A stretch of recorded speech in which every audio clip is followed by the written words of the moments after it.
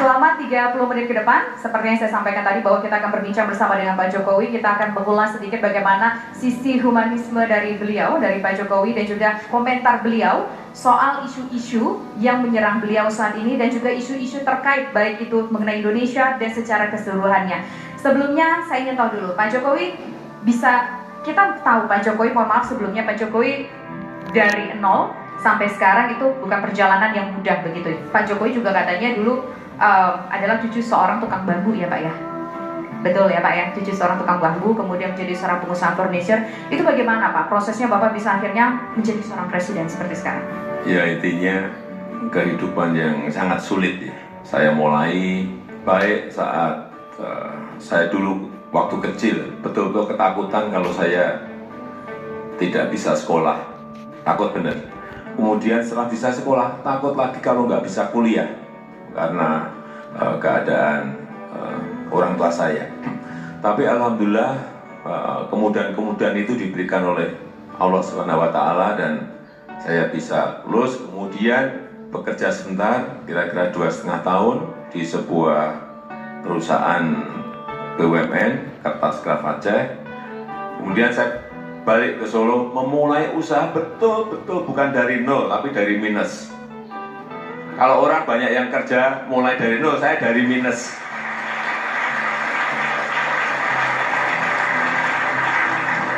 Saya tidak memiliki agunan, nggak memiliki jaminan, nggak memiliki kolateral untuk pinjam di bank.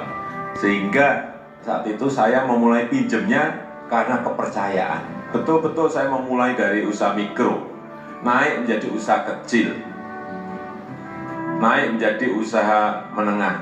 Dan ini mungkin yang muda-muda perlu tahu sedikit bahwa keuletan, bahwa tahan banting, bahwa jungkir balik itu justru akan mematangkan kita. Jangan takut menghadapi sebuah proses-proses yang sulit. Semakin itu sering kita hadapi, semakin akan matang kita, semakin akan kita nantinya apabila ada gelombang besar datang, kita akan tetap tegak berdiri kokoh karena memang kita sudah terlatih dengan kesulitan-kesulitan. Tidak bisa semua hal itu instan. Ada orang yang ngomong nanti langsung sejahtera, nggak ada. Ada omong langsung nanti barang-barang murah, nggak ada. Itu percaya. Negara ini besar. Untuk menjadi sebuah negara maju membutuhkan tahapan-tahapan besar. Tahapan apa Pak kira-kira yang mungkin akan Bapak lakukan, ataupun tahapan apa lagi yang harus ditambahkan untuk mensejahterakan masyarakat Indonesia, memajukan Indonesia dari segala aspek Pak? Menurut hemat Bapak? Menurut saya ada 4 hal. Pertama jadi infrastruktur, kedua pembangunan sumber daya manusia, ketiga reformasi struktural, yang keempat teknologi dan inovasi anak-anak muda kita. Dan di sinilah diharapkan muncul ya, dari generasi muda di sini semua diharapkan ya inovasi dan teknologi itu akan muncul begitu ya Pak Jokowi. Iya. Sekarang saya lihat sudah mulai kita menuju ke teknologi inovasi. Nggak apa-apa, paralel dengan apa yang dikerjakan oleh negara. Kita mengerjakan infrastrukturnya, kita mengerjakan pembangunan SDM-nya, melakukan reformasi struktural, tapi juga anak-anak muda kita mulai masuk ke sana. Kita lihat sekarang startup kita, unicorn kita juga mulai muncul di papan-papan atas regional maupun internasional. Beberapa kali Pak Jokowi tadi menyebut soal infrastruktur, begitu ya Pak ya. Kita juga tahu bahwa infrastruktur ini merupakan concern dari Pak Jokowi selama menjadi presiden. Tapi ada yang menilai begini loh Pak, kesuksesan infrastruktur yang sekarang yang sudah banyak diresmikan di mana-mana, itu Pak Jokowi cuma melanjutkan saja dari sebelum-sebelumnya berpuluh tahun yang belum tergarap dengan sempurna, belum selesai, ya udah Pak Jokowi lanjutin. Mohon maaf Pak, dia bilang begini, ada salah satu nih Pak ya yang mengatakan seorang politisi, saya tidak perlu menyebutkan namanya siapa, Pak Jokowi cuma perannya kutip kita doang gitu. Iya nggak apa-apa kan, ada yang ngomong seperti itu.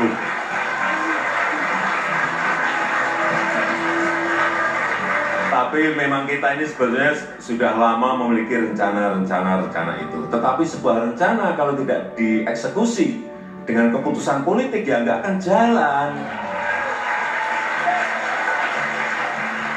Kita berikan contoh saja, contoh MRT itu sudah itu sudah direncanakan sejak tahun 1995-96 sudah direncanakan. Tapi kalau tidak dieksekusi, ya mana bisa barangnya jadi. Jalan tol antara pucuk barat Jawa sampai pucuk timur Jawa, ya itu sudah direncanakan lama. Jangan dibilang itu belum direncanakan, sudah, tapi kalau tidak dieksekusi di lapangan, ada problem di lapangan tidak diselesaikan, ya nggak akan tembus jalan tol itu. Sehingga kenapa saya selalu coba cek aja, siapa sih seorang presiden yang datang ke jalan tol Trans Sumatera. Saya datang mungkin lebih dari 6 kali di jalan tol itu. Bukan hanya groundbreaking saja, kalau groundbreaking nanti pulang nggak dikerjain, nggak tahu kita. Tapi kita groundbreaking, kita datangi, kita cek, kita kontrol agar sesuai dengan target-target waktu. Kalau saya datang ke sana, misalnya 6 kali, menterinya saya pastikan datang 12 kali. Menterinya datang 12 kali, pasti dirjennya datang 24 kali. Pasti seperti itu. Inilah pentingnya penguasaan lapangan. Bukan infrastruktur itu hanya urusan ekonomi, enggak. Infrastruktur pun juga mempersatukan bangsa ini yang terdiri dari 17.000 pulau, 514 kabupaten dan kota. Bagaimana kita bisa bersatu antara Aceh dan Papua? Kalau ketemu aja nggak pernah. Iya kan? Tahun depan masih fokus ke infrastruktur atau memang betul-betul pure nanti ke SDM, Pak? Tetap infrastruktur berjalan. Paralel dengan itu, strategi akan kita geser, ada shifting strategi untuk masuk ke pembangunan sumber daya manusia secara besar-besaran, sehingga anggarannya pun juga memang harus besar-besaran ke arah pembangunan sumber daya manusia. Tetap yang ini jalan. Pak, mohon maaf lagi nih Pak ya, ada satu kritik juga nih Pak. Iya, pokoknya kritik yang banyak nggak apa-apa. Konfirmasi loh di sini. Begini Pak. Kritik gini loh. Kritik itu kalau konstruktif itu memacu kita untuk memperbaiki. Menjadi pembicaraan di luar bahwa kualitas infrastruktur yang sudah terbangun di Indonesia ini kualitasnya kurang baik begitu Pak. Gimana Bapak menjawab soal ini? Ya kita ini gini loh. Kita ini sering dan senang menjelek-jelekan pekerjaan kita sendiri, senang menjelek-jelekan bangsa kita sendiri. Ini yang menyebabkan bangsa ini tidak optimis melihat masa depan. Kalau ada sebuah pembangunan, kemudian ada rewel-rewel sedikit, ya nggak apa-apa diperbaiki. Tapi ini pekerjaan kita loh, jangan dijelek-jelekin justru pekerjaan bangsanya sendiri. Ada sebuah pekerjaan nggak baiknya sedikit ya nggak apa-apa, tapi yang penting setelah itu diperbaiki. Mestinya seperti itu, jangan membanggakan karya-karya bangsa lain terus dan mengkritik karya bangsa sendiri. 4,5 tahun apa pengalaman yang paling teringat di benaknya Pak Jokowi, baik mungkin dari segi keluhan dari sudut pandang ekonomi ataupun dari sudut pandang sosial dari masyarakat yang masuk ke telinga Pak Jokowi? Kalau saya saat ke kabupaten sampaikan, saya setelah di Wamena saya ngomong saya mau ke Duga karena saya dengar masyarakat dari Wamena ke Duga itu harus ke sana itu memerlukan waktu 4 hari 4 malam lewat jalan kaki di tengah hutan belantara. Sehingga saya mau lihat sebetulnya Kabupaten Duga seperti apa. Ini masuk wilayah Negara Kesatuan Republik Indonesia. Saya nggak bisa saya hanya bayangin di dalam otak saya. Udah saya ingin ke Duga dan saat itu Panglima TNI dan Kapolri menyampaikan, Bapak nggak usah ke sana saja. Loh kenapa? Ada sisi keamanan yang harus kita hitung. Saya sampaikan, enggak, saya tetap mau ke sana. Urusan keamanan itu urusan Panglima dan urusan Kapolri, bukan urusan saya. Dan akhirnya saya ke sana, naik heli ke sana, dan saya kaget betul bahwa Kabupaten Duga itu masih seperti itu. Sehingga saat itu kita putuskan untuk membangun jalan dari Wamena ke Duga, ke Nyam, ke Agats, sehingga sekarang ini sudah tersambung. Kalau dulu 4 hari 4 malam, sekarang ini kira-kira 6 jam.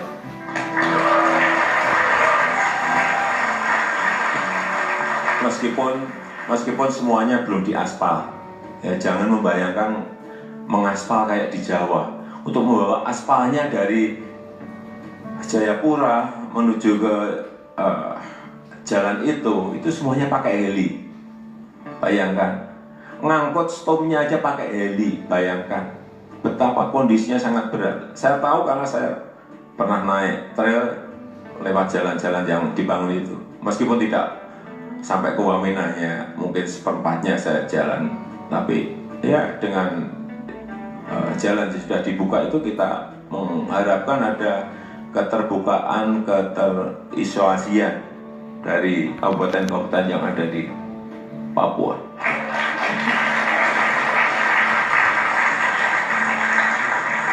Kalau berbicara mengenai kondisi perekonomian saat ini, ada orang-orang di daerah yang mengeluhkan harga-harga pada mahal, harga-harga sembako naik, harga telur naik, begitu ya, ada beberapa yang menjadi kebutuhan mereka naik. Ini gimana Pak menjawabnya? Katanya ekonomi kita sudah lumayan bagus progresnya. Ya, kita ini jangan sampai lupa bersyukur. Jangan sampai lupa bersyukur ya. Kalau dibandingkan dengan negara-negara lain dengan kesulitan ekonomi dunia, dengan turunnya pertumbuhan ekonomi dunia, growth yang selalu turun dan belum berada pada posisi normal, kita ini ya masih bersyukur karena masih bisa mempertahankan pertumbuhan ekonomi kita di atas 5. Dan kalau tanya mengenai harga-harga, pegangannya kalau saya ya inflasi. Inflasi kita sebelum-sebelumnya 8%, 9%. Sekarang inflasi kita pada angka 3-3,5% kok. Artinya harga-harga itu terkendali. Oh jelas dulu 8-9, sekarang 3,5. Jelas terkendali. Kalau ada harga telur naik, ya biasalah 1-2 barang naik kan biasa, tapi nanti juga turun lagi. Jangan pas naik diteriakin, jangan pas turun diem gitu. Kalau buat milenial Pak, kalau harga telur mungkin nggak ngaruh Pak. Yang penting harga pulsa sama harga kuota jangan naik gitu ya. Nah, jadi kalau saya ini bisa bercerita seperti itu karena saya hampir setiap ke daerah itu pasti mampir ke pasar, bukan dadaan ke pasar waktu mau pilpres itu enggak. Terakhir, sebelum saya lempar ke teman-teman milenials di sini, dari tadi Pak Jokowi sudah sempat beberapa kali menyinggung soal digital, soal kualitas manusia, dan juga termasuk di situ soal pendidikan. Bagaimana mengkorelasikan digital dengan pendidikan untuk masa depan generasi muda kita? Memang ada sebagian yang sudah siap untuk masuk ke era digital, sudah siap. Tapi sebagian besar memang kita harus ngomong apa adanya, belum. Inilah yang ingin kita upgrade, kita bangun agar penguatan SDM kita untuk masuk ke era digital betul-betul siap semuanya. Oke, baik. Nah, sekarang giliran dari teman-teman untuk bertanya. Kita coba ke sisi kiri dulu ya. Sisi kiri dengan Mas siapa? Sebutkan namanya dan dari mana. Apa pertanyaannya tentunya? Selamat siang, yang terhormat Pak Jokowi dan juga teman-teman sekalian. Nama saya Jonathan, saya praktisi digital dan sosial media. Saya juga sudah sempat menyaksikan pidato Pak Jokowi yang dengan cerita yang dulu memulai usaha yang tadi juga dikatakan, memulai usaha bahkan nggak dari nol, dari minus ya. Nah sekarang kan Pak, banyak banget generasi muda yang memiliki semangat entrepreneurship yang tinggi. Ada pesan atau tips tertentu nggak Pak, biar gimana caranya menumbuhkan semangat entrepreneurship ini sehingga makin banyak anak muda yang juga mau menekuni passionnya dan langsung bikin bisnis seperti Bapak? Mohon izin Pak, mau langsung kita jawab atau kita tampung dulu? Ya langsung aja. Oke, silakan Pak. Jadi ya ya dimulai saja. Jangan lama-lama memutuskan itu. Dimulai, udah. Ingin apa, dikalkulasi, dihitung, mulai. Bahwa nanti dalam perjalanan ada masalah, ada persoalan, ada problem, dan diselesaikan sambil jalan. Jangan terlambat memulai, Sekali lagi, kalau nanti ada masalah itu yang akan mematangkan kita. Kalau nanti ada problem, itu yang akan mematangkan kita. Kita akan semakin tahu problemnya apa, masalahnya apa, persoalannya apa. Semakin matang, semakin baik. Jadi harus tahan bantai, harus tetap optimis.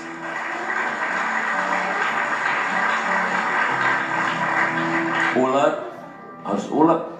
Apalagi sekarang saya melihat kesempatan anak-anak muda untuk masuk ke bisnis itu sangat besar sekali. Oke, baik. Satu Pak, saya mau nambahkan, saya ada sedikit tergerak yang bertanya. Bapak tadi mengatakan kalau sudah ada niat mulai saja, jangan terlambat. Terminologi terlambat itu seperti apa Pak? Kalau kita mau bisnis, terus kita nggak mulai-mulai, kita dibilang terlambat itu, saat kapan sih kita dibilang terlambat Pak? Ya ragu-ragu terus. Berarti jangan ragu-ragu ya? Iya, mau memulai, aduh nanti untung nggak ya, nanti rugi nggak ya, nanti berhasil nggak ya, ya nggak akan mulai-mulai. Kalau kita masih diliputi dengan ketakutan seperti itu, ya nggak akan mulai-mulai. Oke, baik. Dan saya ini cerita sedikit agak pribadi ya. Misalnya kayak anak saya itu bertanya ke saya, misalnya, Pak saya mau bisnis ini ya, saya nggak akan pernah ngomong, ya sudah jalan.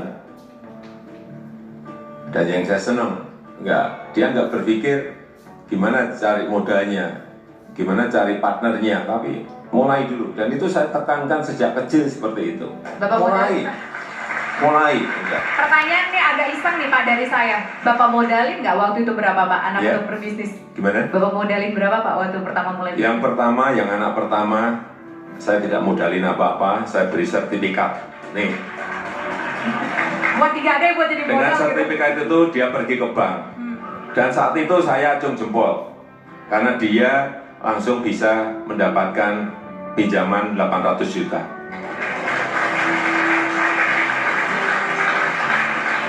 Kalau yang kedua ini benar-benar saya nggak memberi apa-apa. Sertifikat juga enggak, duit apa lagi. Tapi dia partneran dengan temennya dan jalan, ya dari situlah dia dapat membuka itu. Oke, baik. Terima kasih Pak Jokowi, terima kasih juga Mas Yonatan, silakan dari Putri Indonesia. Saya Yulda Octaviana Situngkil Bapak, saya Putri Indonesia Pariwisata 2018. Melihat dari cerita Bapak yang sudah ada perempuan hebat nih Pak di dalamnya yang tentunya menjadi sosok yang paling penting dan sangat berperan dalam kesuksesan Bapak dari sampai saat ini. Ada sosok Ibu Iriana yang selalu ada tentunya mendampingi Bapak dalam susah suka dukanya Bapak. Dua pertanyaan. Pertama, bagaimana peran seorang istri Bu Iriana bagi Pak Jokowi sampai Pak Jokowi bisa ditik seperti saat ini? Dan pertanyaan kedua, mungkin lebih singkatnya, bagaimana Bapak menilai peran perempuan ke depannya? Dan pertanyaannya ini mungkin juga sebagai seorang laki-laki, gimana sih menilai perempuan itu seperti apa sih? Gitu. Personal dan secara keseluruhan sebagai seorang laki-laki, Pak. Silakan, Pak. Ya mungkin yang pertama ini orang tua dulu ya. Ibu, seorang ibu. Jadi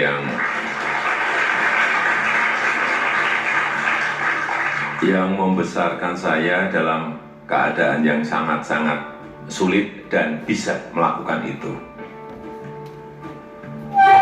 Dan kemudian peran seorang istri, Bu Iriana.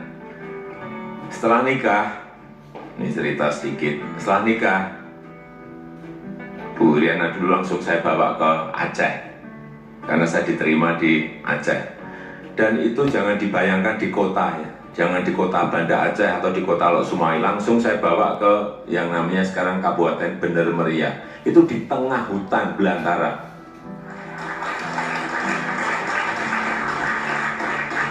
Rumah yang kita tinggali saat itu, rumahnya rumah panggung.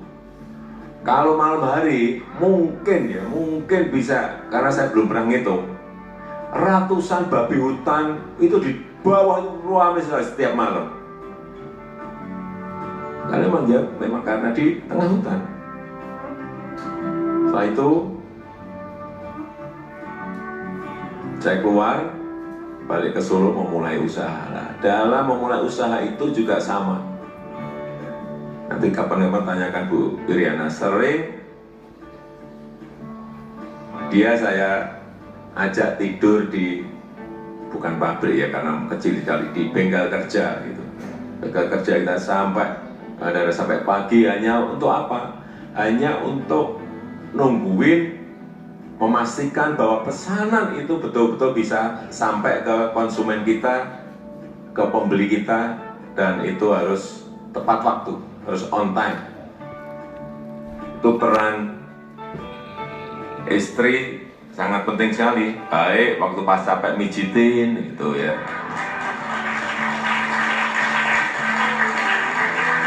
Ini memberikan semangat juga dalam sekarang kehidupan kita memimpin sebuah negara sebesar Indonesia ini. Peran istri, peran wanita itu sangat penting sekali, dan ke depan saya kira kita sudah tahu bahwa setelah dilantik saat itu saya menunjuk 9 perempuan hebat dari Indonesia untuk menjadi menteri.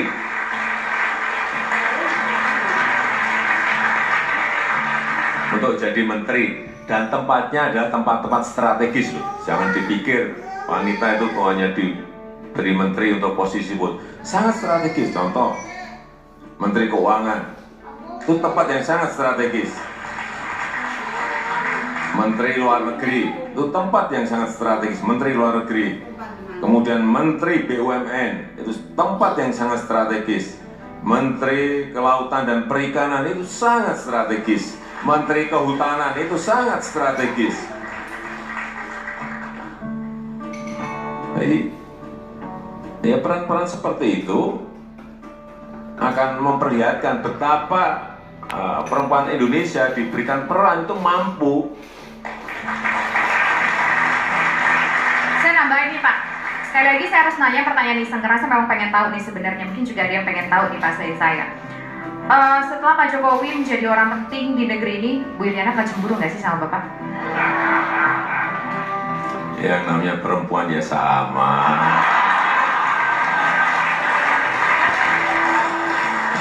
Baik, kami ucapkan terima kasih sudah berbagi informasi bersama kami di sini. Kita sudah mendapatkan sedikit seperti apa point of view ataupun pandangan Joko Widodo, Presiden Republik Indonesia saat ini, mengenai permasalahan-permasalahan yang ada di negeri ini. Sekali lagi, saya ucapkan terima kasih untuk semua generasi milenial yang sudah hadir di sini. Boleh minta tepuk tangannya sekali lagi?